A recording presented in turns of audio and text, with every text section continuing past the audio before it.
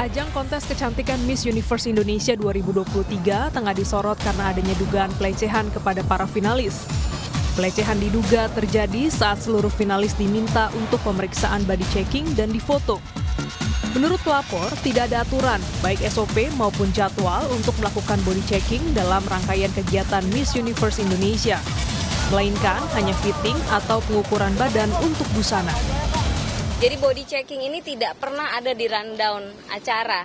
Tiba-tiba mereka dihadapkan seolah-olah ditodong harus melakukan body checking dengan cukup membuat klien kami ini terpukul, merasa martabatnya dihinakan. Ajang kompetisi yang seharusnya meninggikan value manusia ya, meninggikan value perempuan terutama, tetapi justru diperlakukan seperti objek ya. Sehingga hari ini alhamdulillah sudah diterima laporan kami ya di SPKT tadi terkait dengan adanya dugaan tindak pidana, tindak kekerasan seksual. Kabid Humas Polda Metro Jaya, Kombes Truno Yudo Wisnu Andiko menyebut Polda Metro Jaya sudah menerima laporannya. Dasar laporan tersebut akan dijadikan landasan untuk penyelidikan lebih lanjut. Sementara Menteri Pariwisata dan Ekonomi Kreatif atau Menparekraf Sandiaga Uno akan menindak tegas jika ditemukan bukti dugaan pelecehan pada finalis Miss Universe 2023. Menparekraf telah menerjunkan tim untuk menginvestigasi kasus dan berkoordinasi dengan Menteri Pemberdayaan Perempuan dan Perlindungan Anak. Jadi ini sangat concerning ya, sangat mengkhawatirkan sebuah ajang yang tentunya kita harapkan bisa menopang kebangkitan ekonomi, pariwisata dan ekonomi kreatif. Tapi kita jangan suzon dulu, kita tunggu laporan lengkapnya seperti apa dan kami akan berkoordinasi. Tapi seandainya jika ada tindakan yang di luar adat dan budaya kita maupun apalagi kalau melanggar hukum pasti akan ditindak secara tegas. Buntut dari dugaan pelecehan seksual yang terjadi pada finalis Miss Universe Indonesia 2023, CEO Miss Universe Indonesia, Eldwin Luang, Direktur Visual Rio Motret, dan Direktur Kecantikan Slam Wiono memutuskan untuk mundur. Pengunduran diri ketiganya disampaikan lewat unggahan Instagram.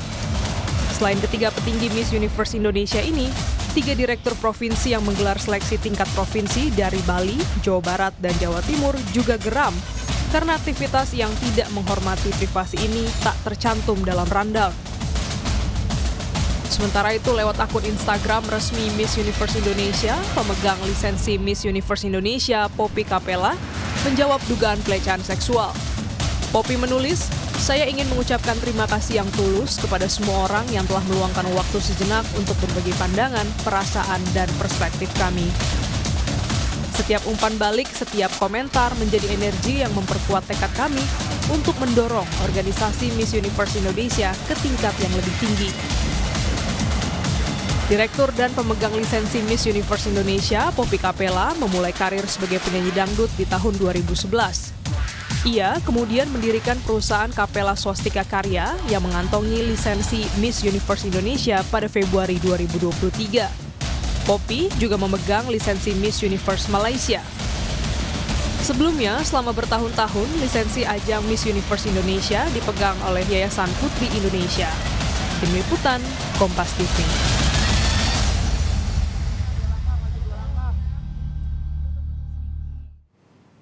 Saudara, kita akan segera tanyakan langsung update terkini mengenai dugaan pelecehan seksual di ajang Miss Universe Indonesia.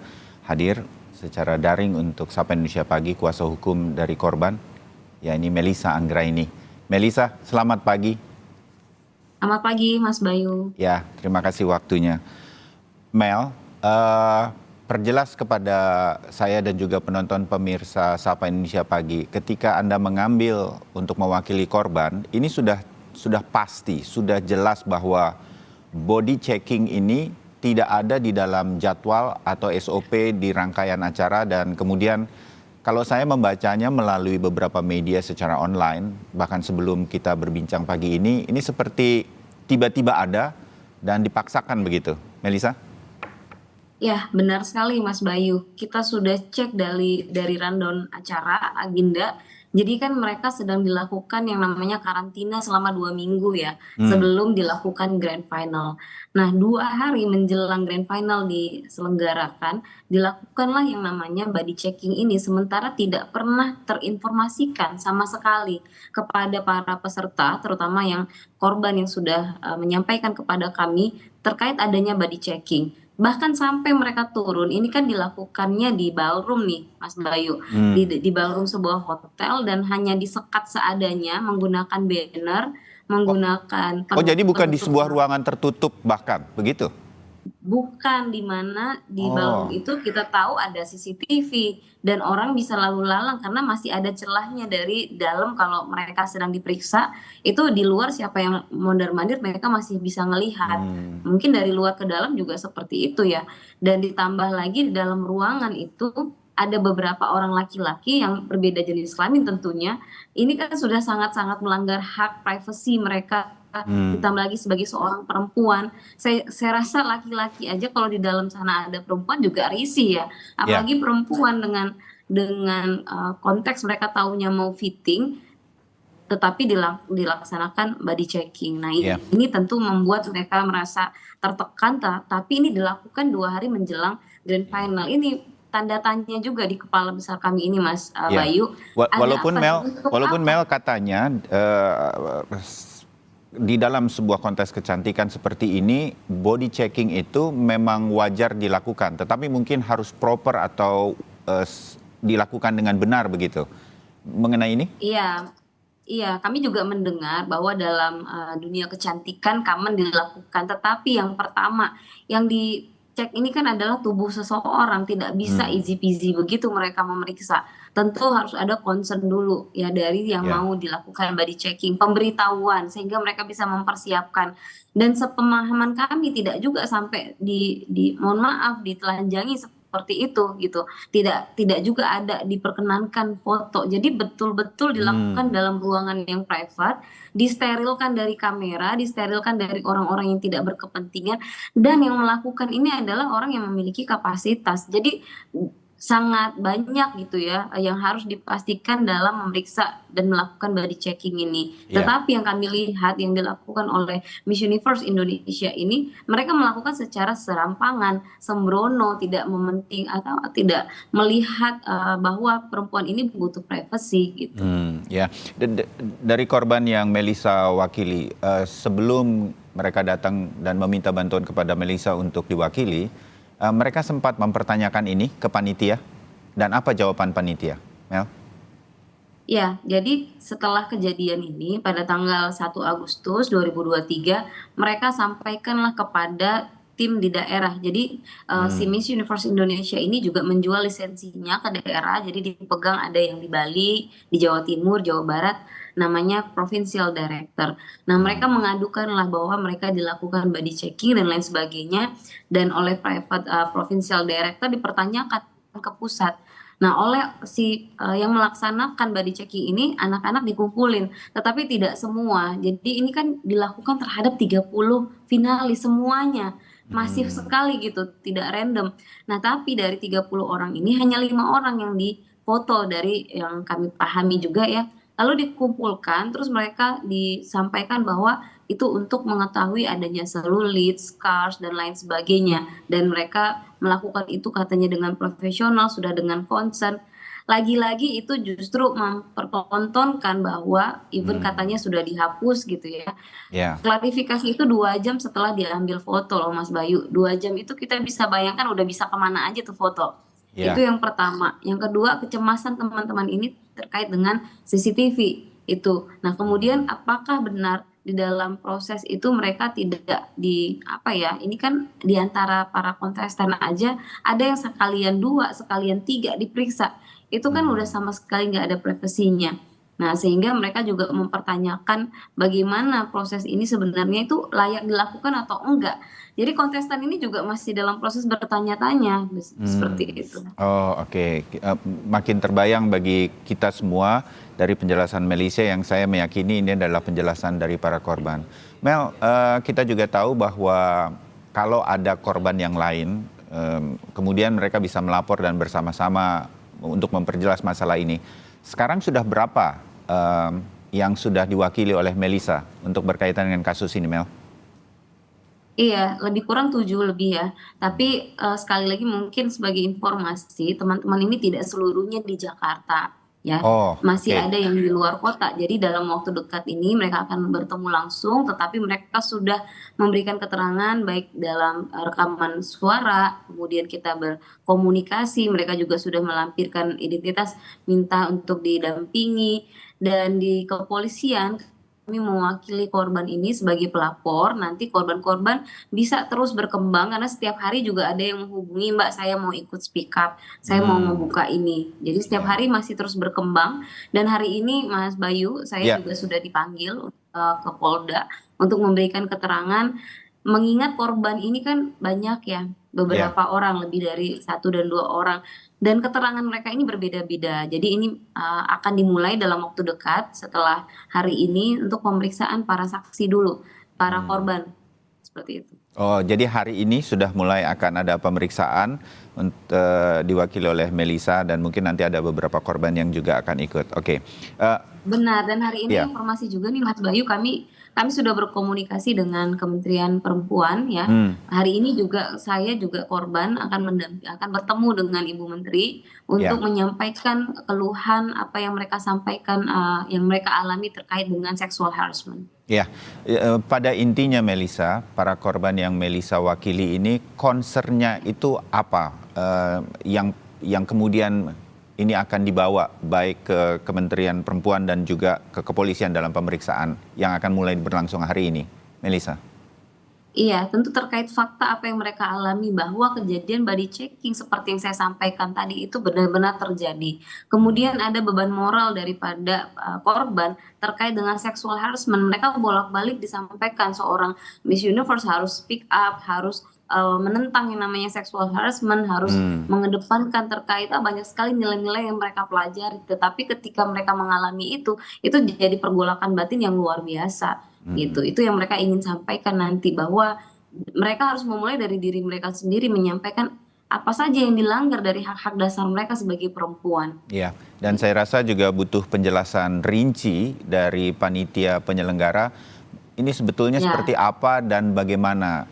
Kenapa kemudian body checking yang kalau ya harus dilakukan secara proper, betul-betul tidak boleh di depan umum, saya bilang begitu, di tempat yang betul-betul sangat terbatas, kenapa bisa dilakukan seperti ini? Nah, mungkin itu juga ditunggu penjelasannya. Melissa, satu lagi yang kemudian saya juga mengikuti dan butuh konfirmasi dari Melissa. Beberapa pimpinan dari perusahaan yang menyelenggarakan Miss Universe ini mundur, dan beberapa katanya juga diwakili oleh Melissa, terutama Direktur Visual Rio Motret. Benar, Mel? Kalau saya mewakili tentu tidak benar. Oh, yang persisnya seperti apa kalau begitu?